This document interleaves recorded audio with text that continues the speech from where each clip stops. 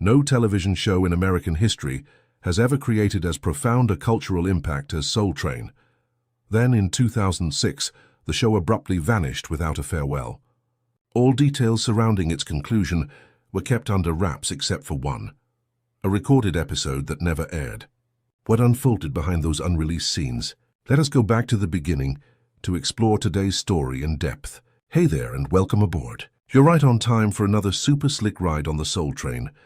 John Cornelius was born in 1936 in the south side of Chicago, growing up in an America deeply divided by racial segregation.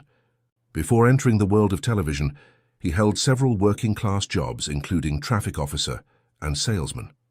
In 1966, he enrolled in a short-term broadcasting course and was soon hired as a reporter at WCIU-TV, a local Chicago station.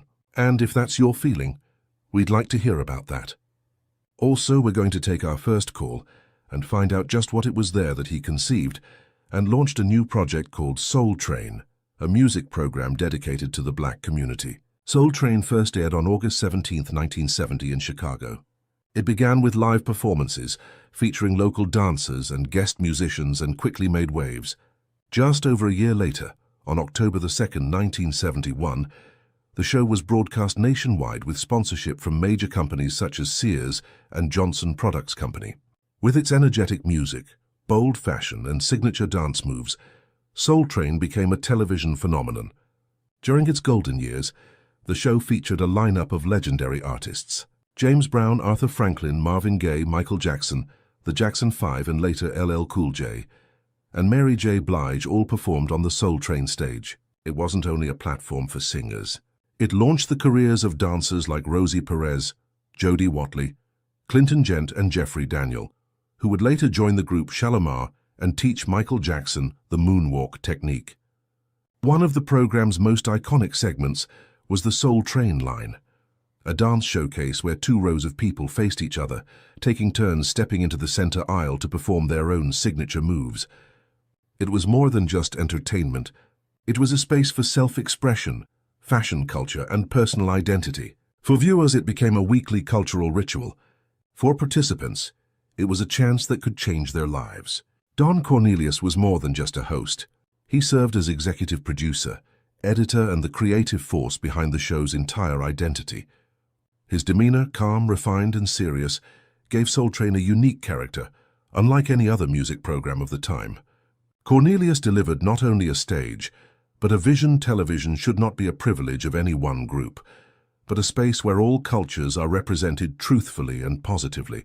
Over 3 decades, the show aired more than 1,000 episodes, becoming the longest-running music television program of its time. At its peak in the late 1970s and early 1980s, Soul Train averaged weekly ratings of 4.5 to 5.0. Fashion and cosmetics brands targeting the Black community saw it as the perfect promotional platform, further cementing the show's central role in mainstream cultural life.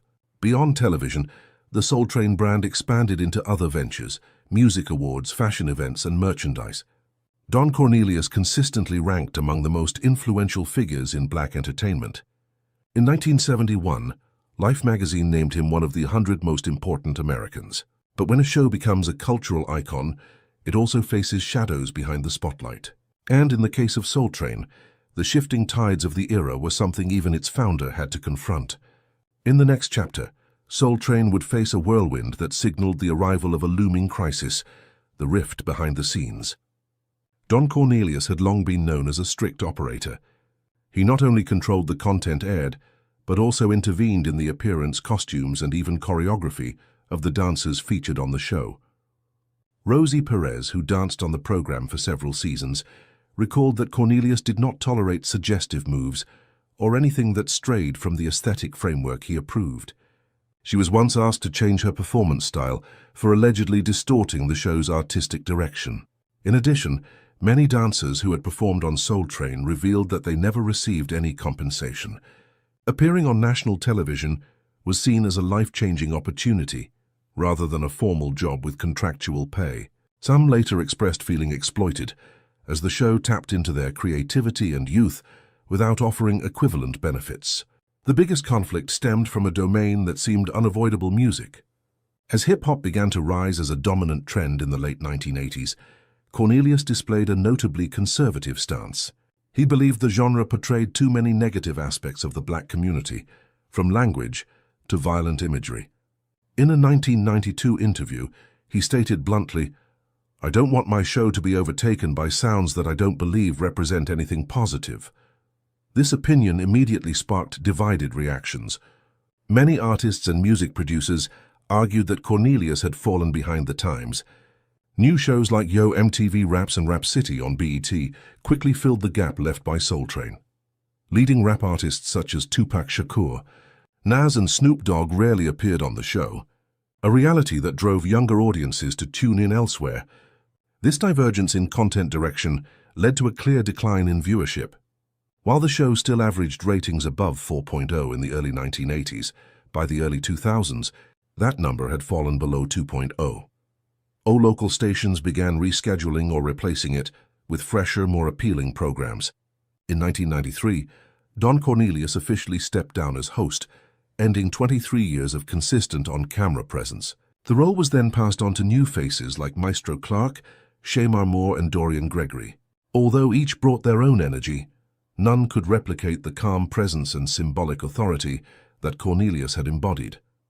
Attempts to revitalize the show by changing hosts, redesigning the stage, and inviting more hip-hop artists were largely seen as temporary fixes. The outdated content foundation, combined with patchy reforms, made it difficult for Soul Train to maintain its competitive appeal. Between 2003 and 2006, the number of episodes produced per season was cut back, and the production team underwent significant changes. The show's internal structure was no longer stable. Some longtime editors resigned. Technical staff moved on to other projects. Mounting production costs and outdated content raised questions among investors about the show's viability. As for Cornelius, he gradually disappeared from public events, nearly ceasing all public commentary. What was once a source of pride now seemed confined to memory. Soul Train continued to air weekly, but it was no longer a cultural cornerstone. Younger artists sought out other stages.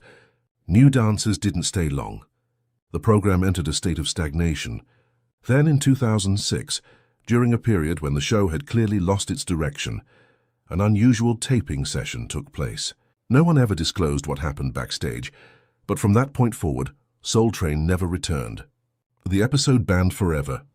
In March 2006, Soul Train entered what was supposed to be a routine taping session in Los Angeles.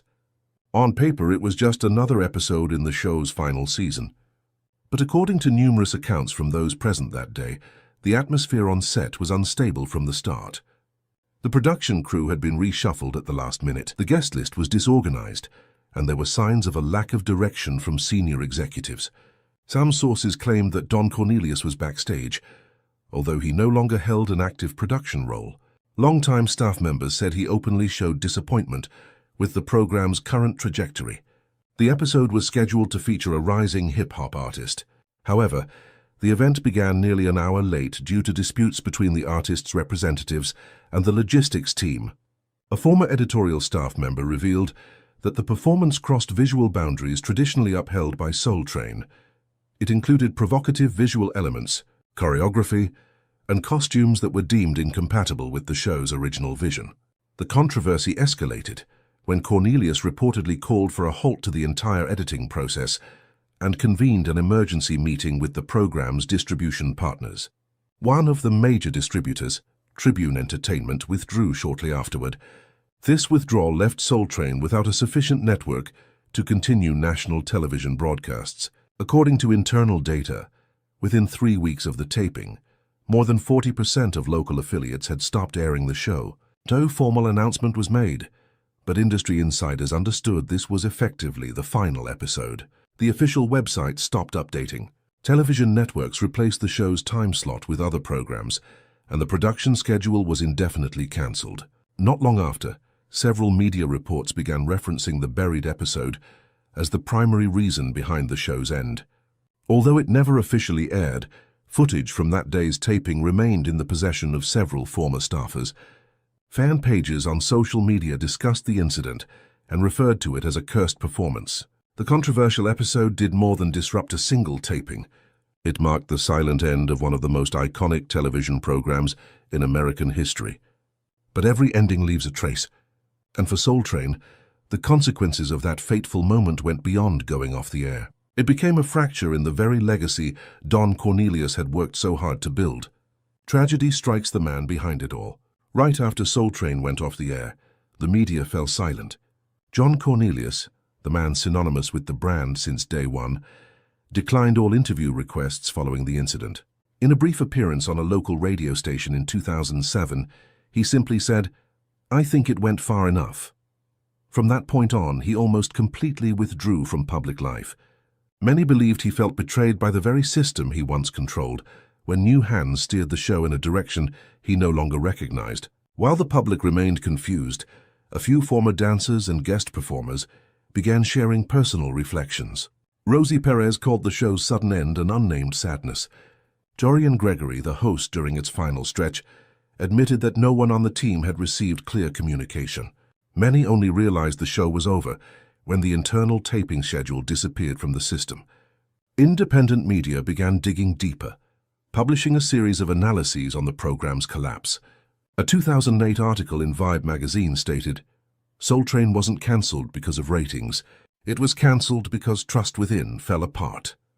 The Soul Train Awards, which had run annually since 1987, continued, but were separated from the original program's brand, though the awards were created by Don Cornelius. Control was fully handed over to BET in 2009. Subsequent ceremonies adopted a more modern tone and rarely referenced the show's golden